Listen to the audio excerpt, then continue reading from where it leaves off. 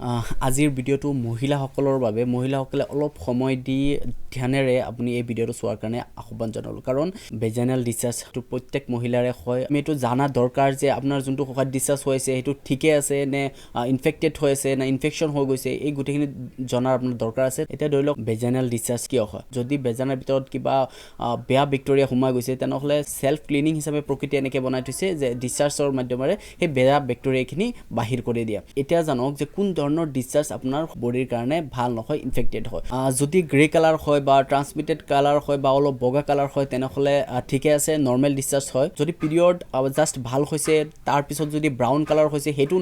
normal discharge বুলি ক'ব পৰা যায়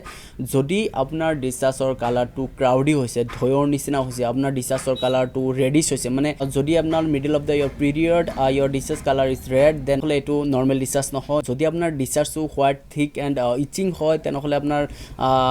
বেক্টেৰিয়েল ভেজিনোচিছ হ'ব পাৰে বা যদি আপোনাৰ যোনটো ডিছচাৰ্জ হৈছে সেই ডিছচাৰ্জৰ গোন্ধটো যদি আপোনাৰ পচা মাছৰ নিচিনা গোন্ধায় তেনেহ'লেও আপুনি গম পাব যে আপোনাৰ ইনফেকশ্যন হৈ গৈছে যদি এনেকুৱা সমস্যা হৈছে তেনেহ'লে গাইনকলজিষ্টৰ লগত যোগাযোগ কৰিব আৰু এই ভিডিঅ'টো প্ৰত্যেক মহিলাক আপোনালোকে শ্বেয়াৰ কৰাটো অত্যন্ত দৰকাৰী বুলি মই ভাবোঁ আজিৰ ভিডিঅ' এইখিনিতে সমাপ্ত কৰিলোঁ ধন্যবাদ